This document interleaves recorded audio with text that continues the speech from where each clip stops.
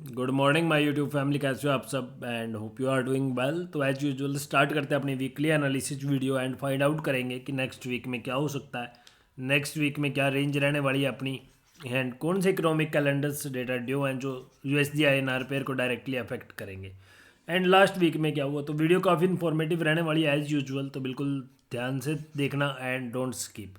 अगर आपने अभी तक मेरा टेलीग्राम चैनल ज्वाइन नहीं किया तो ज्वाइन कर लीजिए, हम वहाँ पर रेगुलर अपडेट्स डालते हैं। अगर आप मेरे चैनल पर नए हो तो चैनल को सब्सक्राइब करना ना भूलिएगा and press bell icon button so that you can get notification of my upcoming video.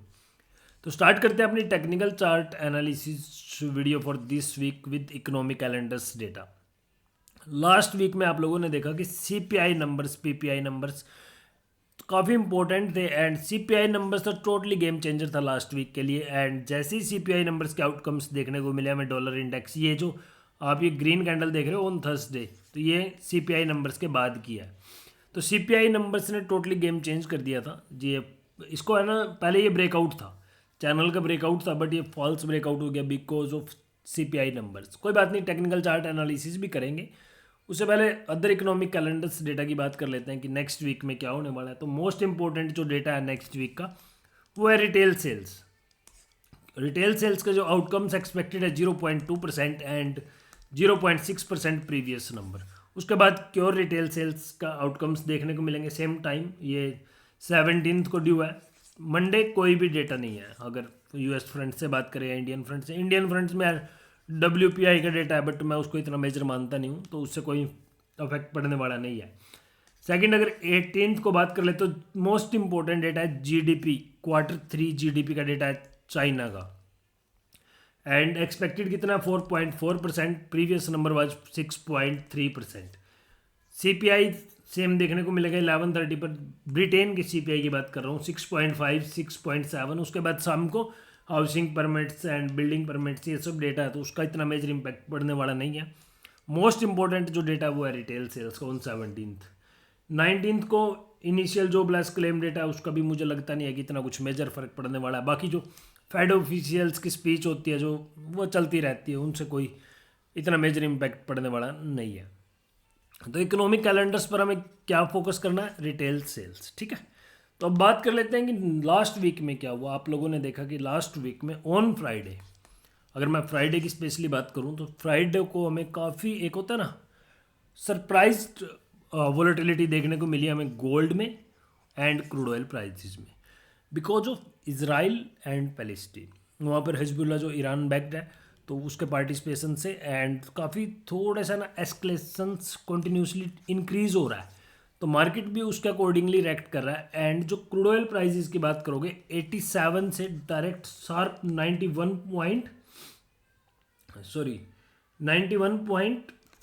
पर क्लोजिंग देखने को मिली हमें क्रूड ऑयल प्राइसेस की। एंड जो यूरोपियन, की जो इजराइल है एंड फिलिस्तीन की बात करोगे या ईरान की बात करोगे, स्मॉल एक्सपोर्टर्स हैं नेचुरल गैस के। 1 वीक में 40% इंक्रीज हो गया है जो, अगर नेचुरल गैस की बात करेंगे यूरोपियन जोन में, तो उसका इम्पैक्ट डायरेक्टली इन्फ्लेशन से नंबर पर देखने को मिलेगा एंड आप मतलब आइडिया लगा सकते हो उससे। सेकंड बात कर लेते हैं क्रूड ऑयल प्राइजेस की। जो क्रूड ऑयल का, जो आप लोगों को पता है कि we are third largest consumer of crude oil prices and as of now 91 चल रहा है। जो एस्केलेशंस की बात करें तो वो अभी अपवर्ड ट्रेंड में है, मीन्स अभी और ज़्यादा एस्केलेट हो सकता है इजराइल एंड पैलेस्टीन। तो अगर ये एस्केलेट होता है तो क्रूड ऑयल प्राइसेस में अनएक्सपेक्टेड मूव हमें देखने को मिल सकते हैं। बाई चांस अगर अनएक्सपेक्टेड मूव देखने को मिले तो ये डायरेक्टली रूपी को अफेक्ट करेगा, मीन्स रूपी डेप्रिशिएट होगा। तो मेजर फोकस है जो मार्केट का अभी टोटली इजराइल एंड पैलेस्टीन पर है, मतलब मिडल ईस्ट पर है। अगर मिडल ईस्ट कितना पार्टिसिपेट करता है, कब तक वहाँ पर ये चलेगा, तो जब तक ये जियोपॉलिटिकल टेंशंस चलती रहेंगी तब तक मार्केट के डाउन साइड आने के कोई चांसेस नहीं है, ठीक है। तो ये जो मेजर आप लोगों के लिए अपडेट्स थी कि आप लोगों को मिडल ईस्ट के हिसाब से अभी काम करना है। गोल्ड की बात कर लीजिए, गोल्ड 1932 एंड ओपनिंग कहाँ पर हुई थी, 1869। मतलब जैसे जैसे वहाँ पर एस्केलेशन से इंक्रीज हो रहा है तो सेफ हेवन एसेट्स की वैल्यू, मतलब डिमांड काफ़ी हाई जा रही है एंड आप उसका रिजल्ट भी देख सकते हो कि 1932 गोल्ड की क्लोजिंग है ऑन फ्राइडे की। जब हमारी मार्केट बंद हुई थी 330 पर तब ये प्राइस नहीं थे, बट ओवरनाइट मैं बता रहा हूँ ना आपको कि फ्राइडे अपनी मार्केट के बाद जैसे ही यूएस ओपन हुआ तो हमें सडनली वॉलेटिलिटी देखने को मिली, crude oil prices, gold prices. And जो डॉलर इंडेक्स को अभी थोड़ा सा डिफेंसिव मोड में रखा हुआ है, वो किसने रखा हुआ है? बॉन्ड यील्ड्स ने। बॉन्ड यील्ड्स ट्रेड कर रहा है 4.61। अगर बॉन्ड यील्ड हाई ट्रेड करता है तो इससे क्या होता है कि रेट ऑफ इंटरेस्ट के चांसेस कम हो जाते हैं। बट एज ऑफ नाउ जो सिचुएशंस है वो रेट ऑफ इंटरेस्ट तो ऑलमोस्ट ख़त्म है कि चलो रेट ऑफ इंटरेस्ट, मुझे नहीं लगता कि नवंबर मीटिंग में रेट ऑफ इंटरेस्ट होगा। बट जो rate of interest, high rate of interest कितने लंबे टाइम तक रहने वाला है वो सबसे इम्पोर्टेंट है। कि जो रेट कट देखने को मिलेगा वो मिड ऑफ 2024 में देखने को मिलेगा या उसके बाद देखने को मिलेगा, ये क्वेश्चन है मार्केट के लिए। बाई चांस अगर लंबे टाइम तक रहता है तो मुझे नहीं लगता कि हमें मार्केट में थोड़ा सा इमर्जिंग मार्केट में स्ट्रेंथन देखने को मिलेगी। तो फोकस करना है स्टेटमेंट्स पर कि वो क्या बोलते हैं। एंड जो रेट ऑफ इंटरेस्ट के चांसेस है वो काफ़ी कम है। सीपीआई नंबर्स ने थोड़े से चांसेस इंक्रीज कर दिए थे, बट मुझे नहीं लगता कि वो सफिशेंट है रेट ऑफ इंटरेस्ट इंक्रीज करने के लिए। तो रेट ऑफ इंटरेस्ट के chances as of now according to CME tool watch 30 to 40% है, बट अकॉर्डिंग टू मी वो 0 है, मुझे नहीं लगता होगा। ठीक है, देख लेते हैं इकोनॉमिक। ये आप सामने देख सकते हो डॉलर इंडेक्स का चार्ट है। एंड डॉलर इंडेक्स में हमें ये जो ब्रेकआउट है ना, ये कंफर्म करना पड़ेगा कि यार ये फॉल्स ब्रेकआउट है, ये मतलब इनवैलिड है या वैलिड है। बिकॉज यहाँ से ब्रेकआउट हुआ एंड मैं आप लोगों को वो भी दिखा देता हूँ इंडिकेटर्स। तो यहाँ पर काफ़ी क्लियर इंडिकेशन था कि मार्केट में है ना, यहाँ पर ये देखिए सिंपल मूविंग एवरेज को भी क्रॉस कर लिया था RSI ने। एंड MACD की बात करोगे तो यहाँ पर भी ब्रेकआउट हो चुका था, ये देखिए बॉटम साइड में। बट सडनली जो ये CPI नंबर्स है ना, तो इसकी वजह से हमें अपटिक देखने को मिला। Now on the upper side की बात करोगे तो सेम लेवल्स जो प्रीवियस लेवल्स थे उसको होल्ड करेगा ये 107। And on the bottom side में आप ये ध्यान रखेंगे, ये जो लेवल्स है ना, ये 106.30 के आसपास के लेवल्स हैं ये वाले। बाई चांस मार्केट दोबारा, हो सकता है मार्केट जो ब्रेकआउट हुआ था, जो पहले एज ए स्पोर्ट जोन काम करता था, उसको यहाँ पर टच करने आया हो एंड सडनली कोई बाइंग जो बुल्स कंट्रोल देखने को मिला, मार्केट अपसाइड मूव हो गई। बट यहाँ पर है ना, इस पर हमें फोकस बना करके रखना है कि अगर 106 से बिलो ट्रेड करेगा, वैसे तो 106.30 है, बट मैं 106 कंसीडर कर रहा हूँ। अगर इसके बिलो ट्रेड करेगा तो मैं डेफिनेटली वीकनेस देखने को मिलेगी डॉलर इंडेक्स में। और नेक्स्ट टू नेक्स्ट की बात करेंगे अगर 15 डेज की, तो सिर्फ रिटेल सेल्स का डेटा है। Retail sales by chance negative numbers काफ़ी डाउन है यार, 0.2% एक्सपेक्टेड है, 0.6। तो मुझे नहीं लगता कि इससे डाउन साइड भी रिटेल सेल्स का डेटा आएगा। बट बाई चांस अगर ये रेड टेरिटरी में देखने को मिलता है तो डेफिनेटली हमें यहाँ पर ब्रेकआउट देखने को मिलेगा। अदरवाइज तो मुझे लगता है कि नेक्स्ट वीक में जो मार्केट की वॉलेटिलिटी डिसाइड करेगा वो मिडल ईस्ट करेगा, मीन्स इजराइल पैलेस्टीन करेगा। ठीक है, तो ये आपने को फोकस बना करके रखना है इस पर। एंड मुझे लगता नहीं है कि आप लोगों को आज चार्ट्स देखने की ज़रूरत है। बॉन्ड यील्ड्स यार, बॉन्ड यील्ड्स अनएक्सपेक्टेड मूव, इसको लीव इट।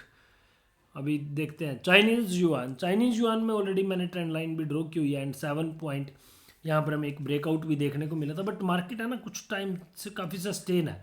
मैंने आप लोगों को वीकली इंट्राडे एनालिसिस में बताया भी था कि they are preparing for stimulus package. तो उसकी वजह से भी मार्केट थोड़ा सा साइलेंट है चाइना का। एंड क्वार्टरली जो GDP के नंबर्स आने वाले हैं वो डिसाइड करेंगे कि क्या वॉलेटिलिटी रहने वाली है इसमें। अभी जापानीज येन में देख लीजिए, यहाँ पर कुछ नहीं करना आपको। 150 का एक अपर साइड का रेसिस्टेंस लेवल्स को देखना है कि ब्रेकआउट करेगा या नहीं करेगा। जापानीज बैंक कितना इंटरवेन करता है वो ज़्यादा इंपॉर्टेंट है। मोस्ट इम्पोर्टेंट दिस वन, ये आप देखिए, ये क्रूड ऑयल प्राइजेस यार, ये 87 से है ना 91.49 चला गया विद इन, मतलब एक होता है ना कुछ आवर्स के ट्रेडिंग सेशंस में इतना एक अपवर्ड मूव देखने को मिला। एंड ये सबसे ज़्यादा प्रेशर रखेगा रुपये पर, क्रूड ऑयल प्राइजेस। अभी रुपये की भी टेक्निकल चार्ट एनालिसिस करूँगा, आप लोगों को बताऊँगा वहाँ पर भी। बट अगर क्रूड ऑयल प्राइजेस यहाँ पर इजराइल पैलेस्टीन मिडल ईस्ट में अगर ये डीएस्केलेशंस नहीं होता है तो ये थोड़ा सा अपने रुपये को डेप्रिसिएशन में हेल्प करेगा। तो crude oil prices at of now in the danger zone trade कर रहे हैं। बट लेट्स सी, देखते हैं ऑन मंडे जब मार्केट ओपन होती है तो क्या रहता है।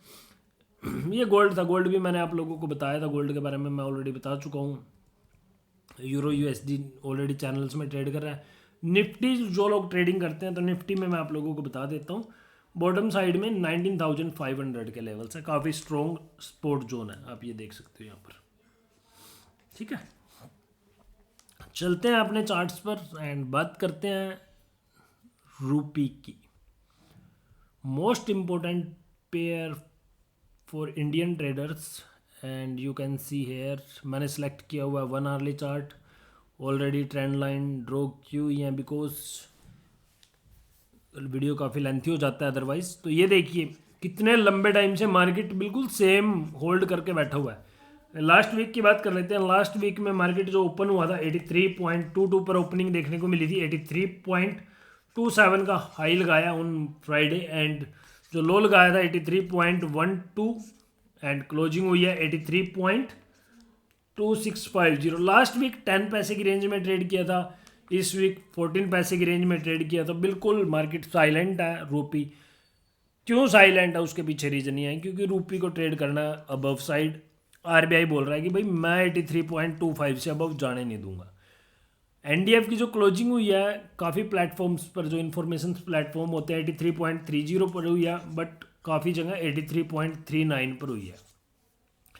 इतना मैटर नहीं करता कि एनडीएफ की क्लोजिंग कहाँ पर हुई है बिकॉज मैं आप लोगों को बता देता हूँ अगर बाई चांस 83.39 पर भी एनडीएफ की क्लोजिंग हुई होगी, RBI in the morning Monday cell करेगा एंड ओपनिंग करवाएगा मार्केट की नियर 83.25 एंड 30 सेम लेवल्स पर ओपनिंग देखने को मिलेगी। एंड बाई चांस यहाँ पर अपने को ओपनिंग देखने को मिलती है, ये ओपनिंग हमें 83.30 से अबव देखने को मिलते हैं। वैसे तो मैं कल वीडियो बनाएंगे हम उस पर जो इंट्राडे एनालिसिस करते हैं, बट बाई चांस वो वीकली एनालिसिस की बात कर रहे हैं कि अगर 83.30 से अबव ट्रेड करता है तो हमें क्या नहीं करना चाहिए। हमें सिर्फ एक ही काम नहीं करना, वो है कि सेल पोजीशन नहीं बनानी है।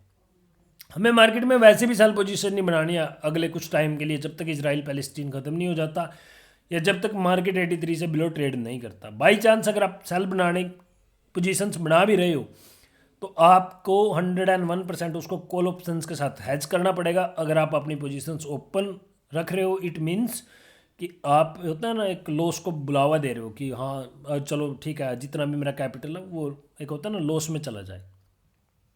तो अपने को विदाउट हैजिंग कोई भी सेल पोजीशन नहीं लेनी है। बाइंग पोजीशन आप ले सकते हो, विदाउट हैजिंग भी ले सकते हो।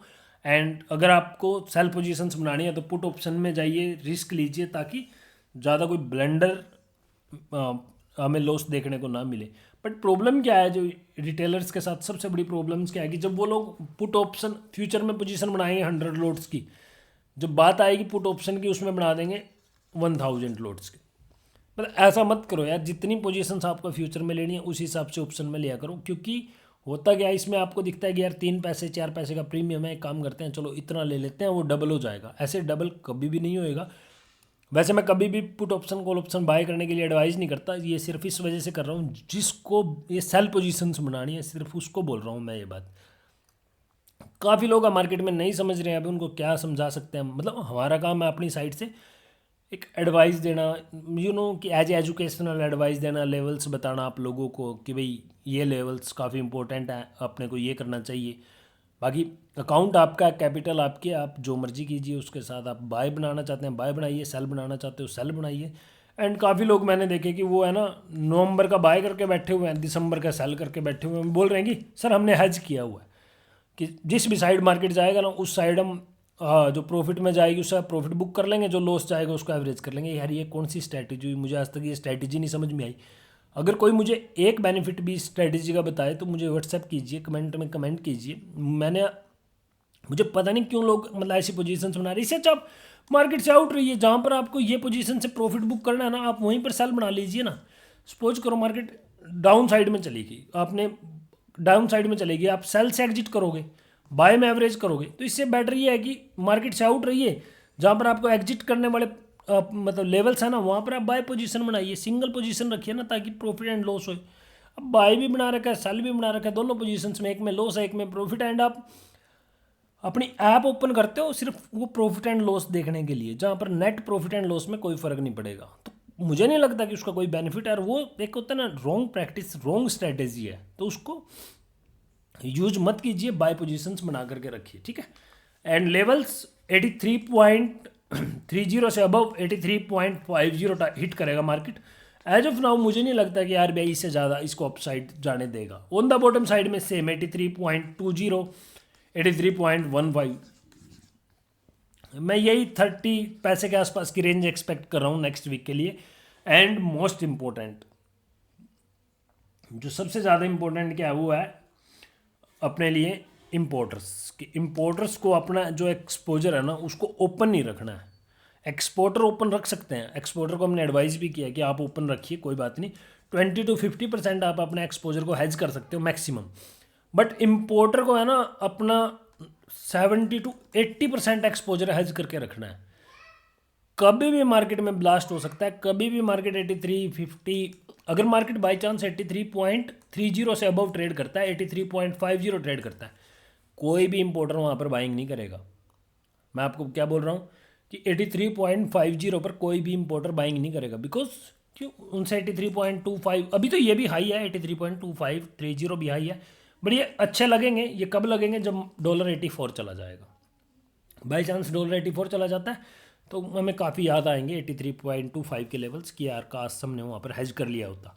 तो अपने को ओपन नहीं रखना अपना एक्सपोजर, ठीक है।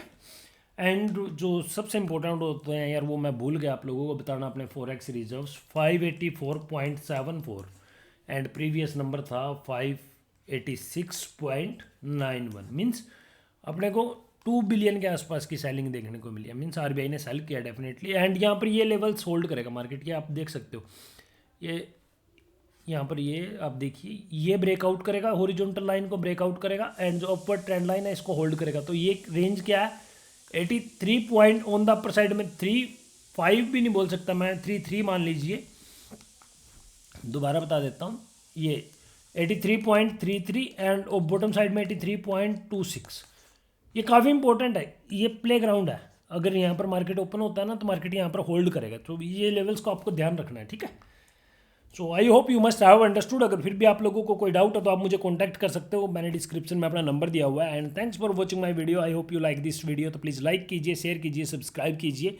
हम जल्दी मिलेंगे आपसे एक नई टेक्निकल चार्ट एनालिसिस वीडियो के साथ। तब तक के लिए धन्यवाद। जय हिंद, जय भारत।